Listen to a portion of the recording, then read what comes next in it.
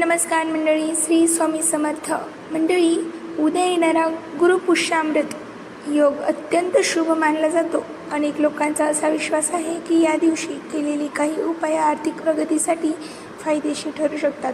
Social मीडियावर तुम्ही अनेकदा ऐकले असेल, फक्त ₹1 नाणे या ठिकाणी ठेवा, घरात पैशांचा पाऊस पडेल, घरात पैशांचा ओघ सुरू होईल, दारिद्र्य दुःख दूर होईल.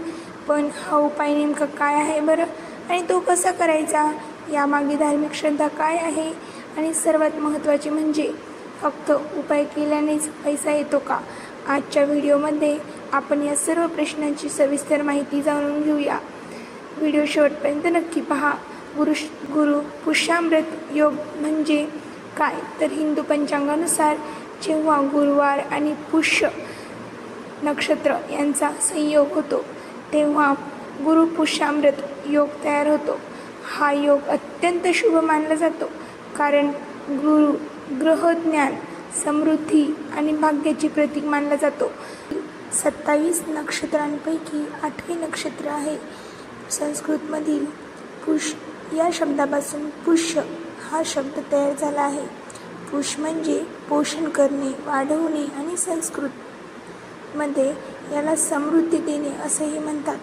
म्हणूनच पुष्य नक्षत्राला समृद्धी, शुभता आणि प्रगतीचे प्रतीक मानले जाते. पुष्य नक्षत्राबद्दल काही महत्त्वाच्या गोष्टी आहेत. याचे अधिपती ग्रह शनी आहेत. या नक्षत्राची देवता बृहस्पती, गुरु मानली जाते. या नक्षत्राचे चिन्ह गायीचे स्तन, कमळ किंवा फूल मानले जाते, जे पोषण आणि वाढ दर्शवते. नवीन कामांची सुरुवात, खरेदी, गुंतवणूक, पूजा आणि दानधर्म यासाठी हे नक्षत्र शुभ मानले जाते. जेव्हा गुरुवार आणि पुष्य नक्षत्र एकाच दिवशी येतात तेव्हा त्याला गुरुपुष्यामृत योग असे म्हणतात. हा योग अत्यंत शुभ मानला जातो. पुष्य म्हणजे पोषण, प्रगती आणि समृद्धीचे प्रतीक असलेले एक शुभ नक्षत्र. त्यामुळे गुरुवार आणि पुष्य नक्षत्राचा योग हा संयोग झाल्यावर तयार होणारा गुरुपुष्यामृत योग अत्यंत मंगल मानला जातो. नक्षत्राला नक्षत्रांचा राजा म्हटले जाते.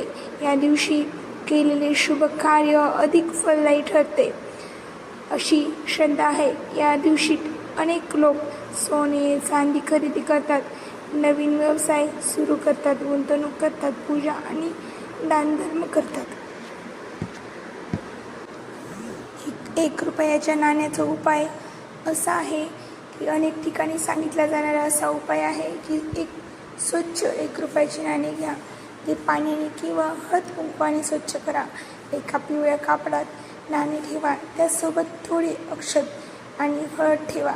घरातील देवघरात किंवा तिजोरीत ते ठेवा. भगवान विष्णू आणि माता लक्ष्मीची प्रार्थना करा. लक्षात ठेवा, हा उपाय श्रद्धेचा भाग आहे. या उपायामागील धार्मिक श्रद्धा आहे.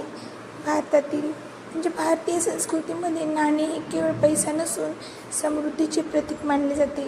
पिवळा रंग गुरु ग्रहाशी संबंधित मानला जातो. तिजोरीत किंवा धन ठेवण्याचे स्थान हे सकारात्मक ऊर्जा आणि शिस्तबद्ध आर्थिक सवयींचे प्रतीक मानले जाते. म्हणून हा उपाय श्रद्धा, सकारात्मक विचार आणि आर्थिक शिस्त यांचे प्रतीक म्हणून पाहिला जातो. आर्थिक प्रगतीसाठी खऱ्या सवयी अशा आहेत. फक्त उपाय करून आर्थिक प्रगती होत नाही. यासाठी आवश्यक आहे नियमित बचत, योग्य गुंतवणूक, खर्चावर नियंत्रण, कौशल्य वाढवणे, कर्जाचे नियोजन, मेहनत आणि सातत्य. श्रद्धा आणि कृती या दोन्ही गोष्टी महत्त्वाच्या आहेत. गुरुपुष्यामृत योगात काय करावे, तर गरजू लोकांना मदत करावी, गरजू लोकांना दान करावे, घरात स्वच्छता ठेवावी, वडीलधाऱ्यांचा आशीर्वाद घ्या, सकारात्मक विचार ठेवा, आर्थिक नियोजन करा, अन्नदान करा. काय टाळावे, तर अंधश्रद्धेवर पूर्ण विश्वास ठेवू नका, भीती पसरवणाऱ्या संदेशांवर विश्वास ठेवू नका, आर्थिक निर्णय केवळ सोशल मीडियावरील व्हिडिओ पाहून घेऊ नका, मेहनतीला पर्याय म्हणून कोणत्याही उपायाकडे पाहू नका. निष्कर्ष असा आहे की